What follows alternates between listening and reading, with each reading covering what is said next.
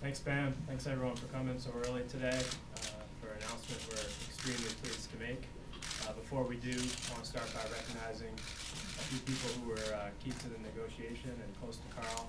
First, Carl's agents, Greg Genske and Brian Peters, Carl's brother, Corey, and Terry Francone is here as well, who's actually, now the negotiation's over, we can say he's one of Carl's biggest fans. Certainly pushed to make this happen. So we'll take your questions, but first I'd like to make the signing official by presenting Carl with his Boston Red Sox jersey and cap.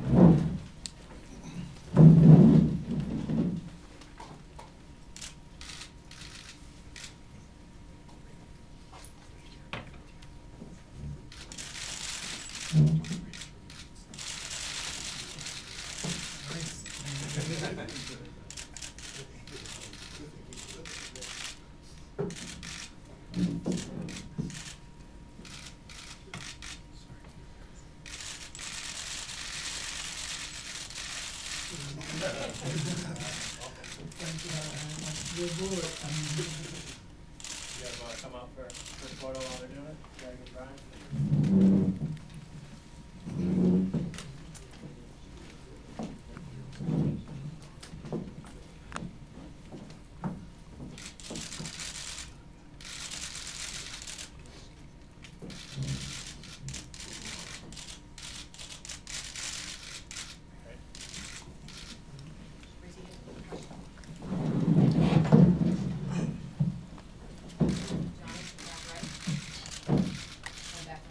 Yes, Carl. What's your thoughts about coming to the Red Sox, and how will you have to make any adjustments playing in Fenway? I'm very excited. Excuse me, you guys. My throat is bothering me a little bit, but I'm definitely excited about coming to Boston. You know, I know the AL East, so I don't really think I have to make too many adjustments. Besides being cold, that's about it.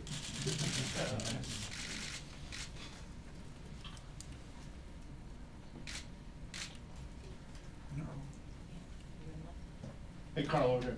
How much, as you were going through this process, how much did you want to try to stay in the American League, and specifically in the American League East, if it worked out that way? You know, I was talking to my agent about that. You know, that was really important to me because I feel like, you know, the American League East is so exciting. You know, the fans are so passionate in the East, and, you know, there's just so much history there. So I really wanted to stay in the AL East, and, you know, so when I heard Boston was interested, I was definitely excited about it, and happy I was able to stay here. Carl, right here. When Theo came to visit with you in this process, what was it that you found most compelling about his presentation about coming to Boston? What really swayed your feelings toward coming here? Well, you know, he seemed really sincere about it. You know, he told me about how I can play with the players that they have here that I really think are great players, and just the whole thing about how we can win, you know, and how he said I can help his team immediately. You know, you want to feel like you won it, and he definitely came to Houston and just made me feel like he really wanted me, and that was big for me to just feel like I was going to go somewhere where you know, the people actually wanted to have me there.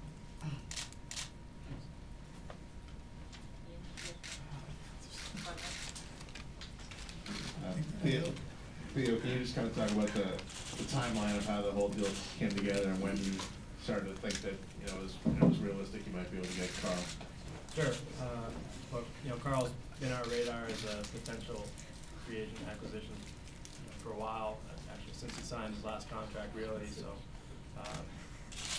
we started to get serious about it this year. We signed Allard Baird, one of our top scouts, to follow Carl basically the whole second half of the season. He was at the majority of his games, and we did a lot of research and background information. And then, so as soon as the off-season planning started, we started to discuss it internally, and then Tito and I went down about a week and a half ago, I think it was on Tuesday, flew down to Houston and met with Carl and Greg and Brian, and just expressed our interest. Had a really good meeting, found out what he was all about, wanted to make sure the fit was good.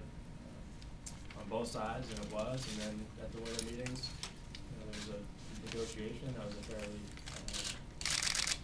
quick timeline. Some other teams involved, and we made it happen. So really thrilled to have Carl as a Red Sox right now, and to have a dynamic player like this who impacts the game every possible way you can, entering his prime. He's a game changer for us, and we're thrilled that he's part of the organization. Sean, here is far right. Carl, correct me if I'm wrong, but I think in the past you said that you prefer, that your preference is to not hit leadoff. I wonder, is that accurate? Where do you prefer to hit, and how much have you talked to Terry about where you might hit here? You know, I really don't mind hitting anywhere in the lineup.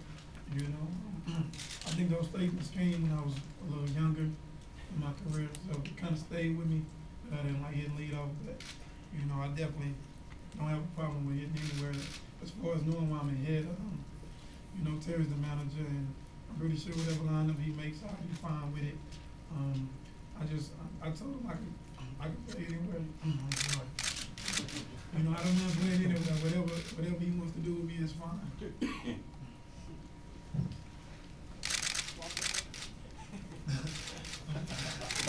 50 days, out of all the days, my boy want to leave. You know,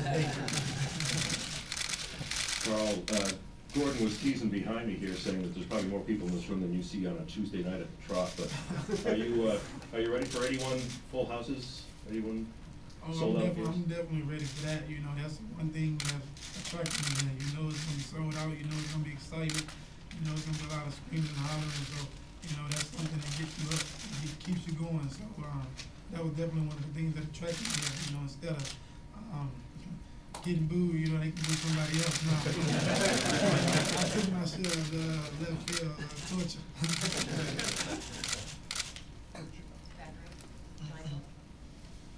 Carl, over here.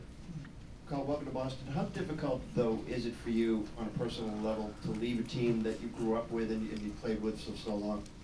Well, it's never easy to leave in a situation like that because you know, that's all you know pretty much your life. I've been with the Rays since I was 17 years old, so it was, you know, it was a little different for me knowing that I was about to leave. But you know, you get older, when you mature, and you know things have to go certain ways, and you understand that. You just kind of go with the flow.